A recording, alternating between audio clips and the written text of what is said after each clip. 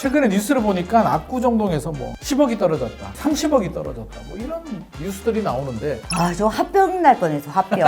화평? 바닥이 떨어져 어디야? 딱 봤더니 40억인데 32억. 그래도 많이 떨어졌잖아요.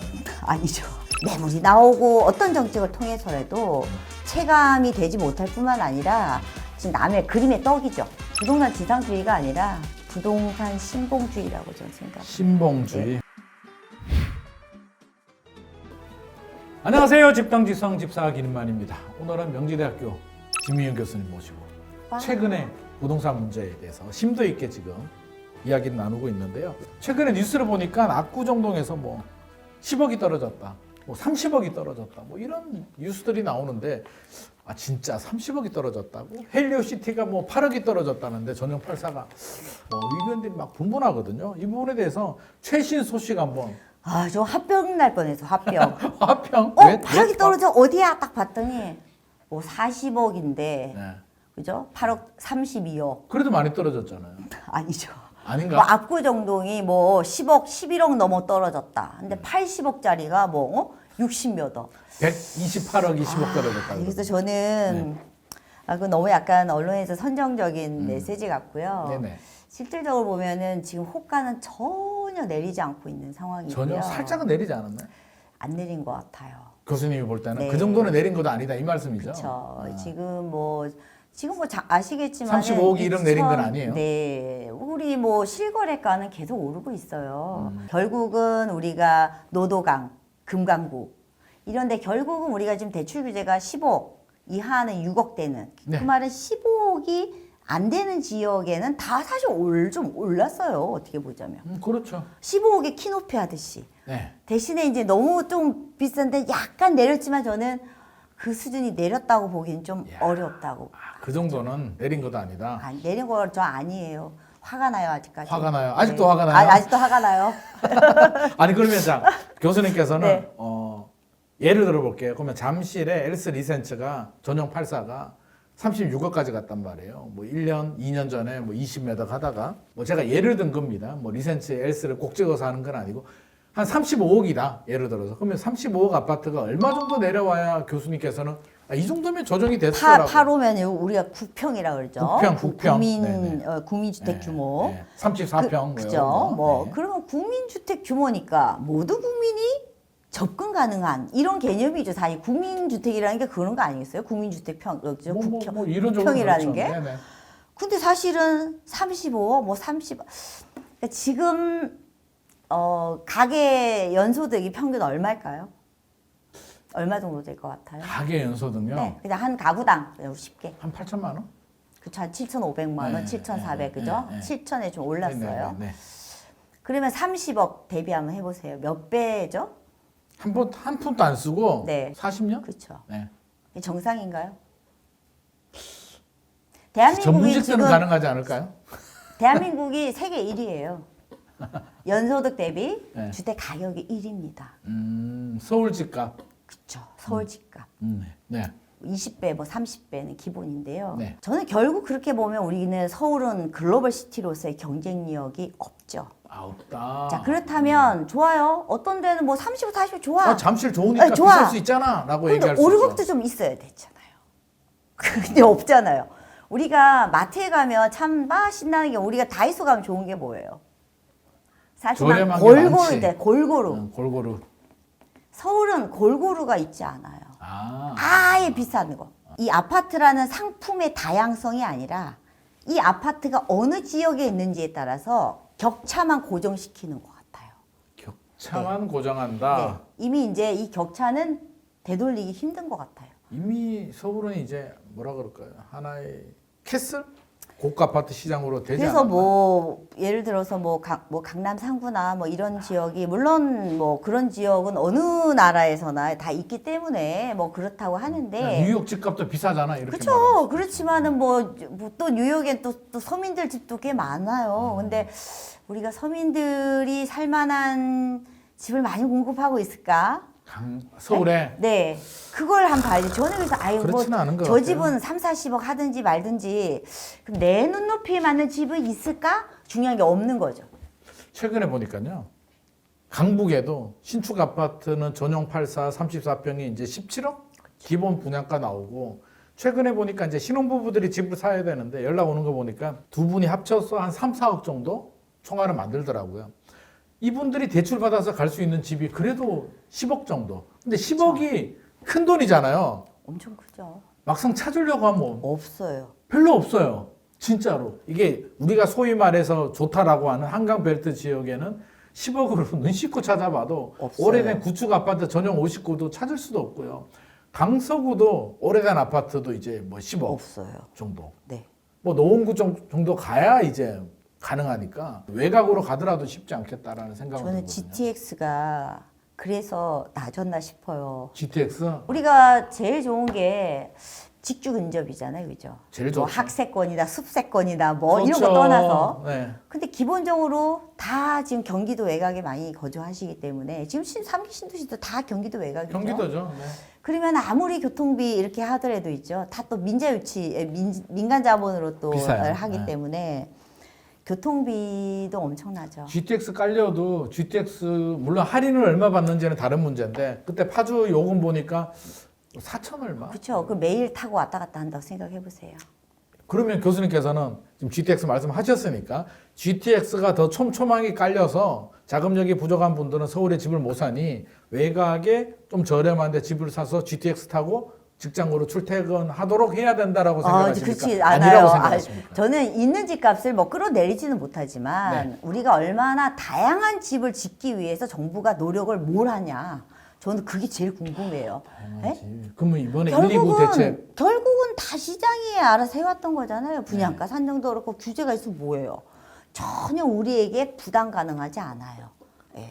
그러면 결국은 이 고비용 사회에서 고부담 사회에서 매물이 나오고 어떤 정책을 통해서라도 체감이 되지 못할 뿐만 아니라 지금 남의 그림의 떡이죠. 그렇잖아요.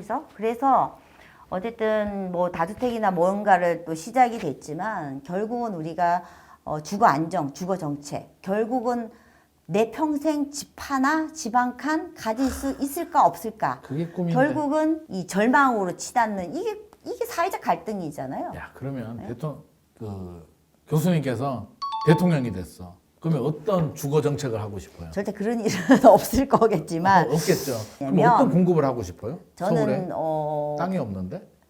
저는 땅의 문제라고는 보지 않아요. 우리 교수님께서 또 이게 전문이잖아. 저는 뭐 LH 인식의 문제이기 때문에 네. 저는 인식의 문제다. 저는 그리고 우리 사회가 협력이라는 거를 안 하는 것 같아요. 그렇죠. 왜냐면은 공감. 목표가 있으면 네. 이 목표에 부합하는 누군가와는 다 저는 함께 가야 된다고 생각하거든요. 근데 우리가 그렇죠. 서울 논리, 우리 뭐 민간이 효율적이야, 공공은 느려, 뭐는 이래 막 이렇게 우리가 각자 우리가 논리 그죠? 나만 맞아. 우리가 사실 흑묘 백묘론을 좀 우리가 등샤핑이 했던 네. 실용주의적인 주거 정책이죠. 사실 그게 좀 결국은 필요해. 결국은 우리가 목표를 하는 게 뭐냐 이거죠. 목표를 하는 거. 그죠? 목표는 그런 거 소비 있죠. 주거 안정 아닐까? 옛날에 우리가 그거 있었잖아요. 1가구 1주택 목표. 그게 주택 한때는 보급률 100% 아니겠어요? 뭐 있을 근데 수는 그거는 있을 수 예를 들어서 그러니까 우리가 뭔가 그런 거는 아니겠지만 내가 그래도 선택의 문제다. 내가 사고 안 사고는 그런 게 아니고 내가 살 수 없어. cannot. 내가 하고 싶지 않다. 이게 아니고 내가 이제 전혀 내가 범접할 수 없는. 못 사. 그렇죠. 그런 것으로 인해서 우리가 사실은 여러 가지 갈등이 많이 생기죠. 이게 어떻게 보면 부동산 지상주의가 저는 사실 좀 그랬으면 좋겠거든요. 살 사람들 사고 살 수 있게 해주고 전세 사시는 분들은 편하게 전세 오랫동안 살 수 있게 해주고 월세 가실 분들은 가고 이렇게 좀 알아서 잘 돌아갈 수 있도록 물 흘러가듯이 가져야 되는데 이게 지금 아니면 안 돼.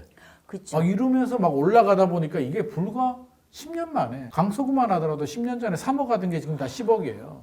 강남은 뭐 10억, 15억 하던 게 지금 뭐 50억.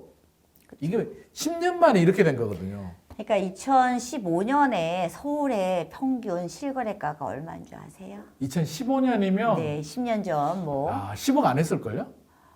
5억 했어요. 5억 3천. 평균이니까 5억 실거래가. 했겠다. 맞아, 네. 맞아. 그 정도 됐겠다. 예. 제가 오늘 소장님을 뵈려고 진짜. 2016년 실거래가를 2015년도에 5억이면 네. 서울에 괜찮은 아파트 샀어요. 네. 강남은 근데 강남은 11억. 맞아요. 네? 도곡 렉스 네. 10억 11억 네, 했어요. 지금 얼마겠어요?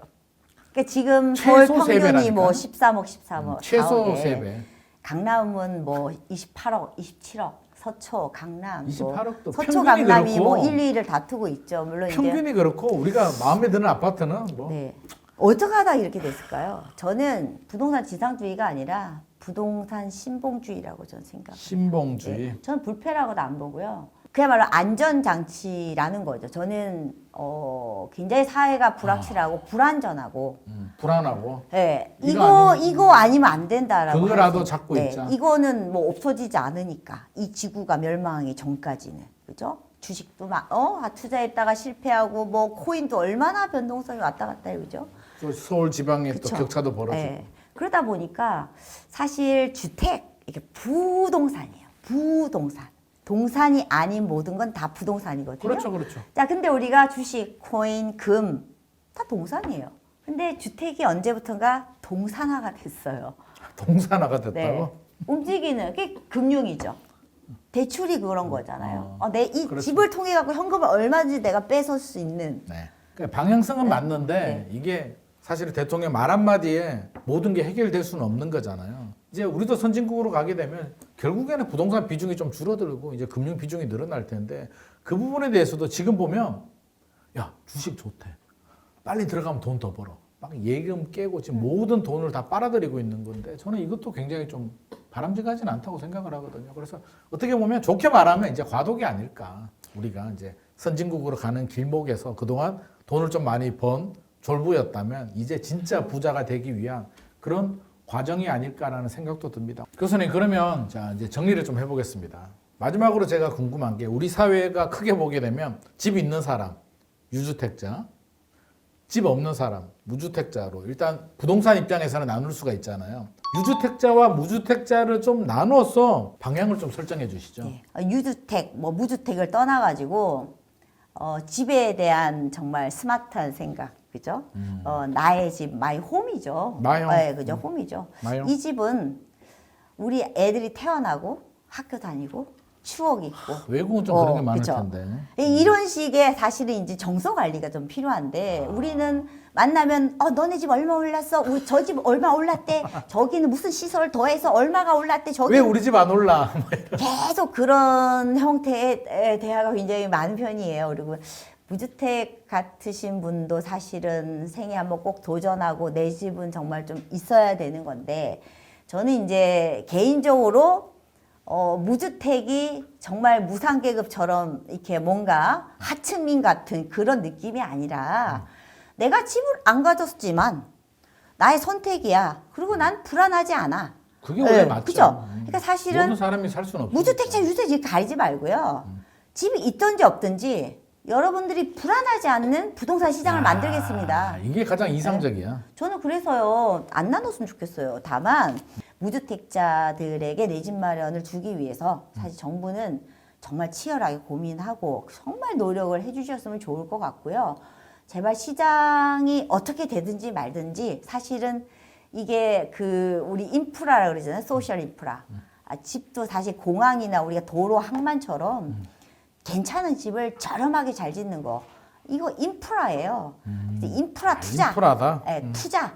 인프라 그러니까 개인이 투자가 아니라 정부의 투자가 늘릴 수 있도록 무주택자 분들은 좀 목소리를 내주셨으면 좋겠어요. 우리 큰 딸이 이 방송을 좀 봤으면 좋겠습니다. 아빠 우리 집값 왜 이리 안 올라? 오르는 대로 이사 가자 막 이러는데 사실 그게 바람직하지 않잖아요. 우리 가족이 잘 사는 집이면 저는 충분히 만족을 하고 있거든요. 그래서 너무 OX로 지금 양분화된 세상.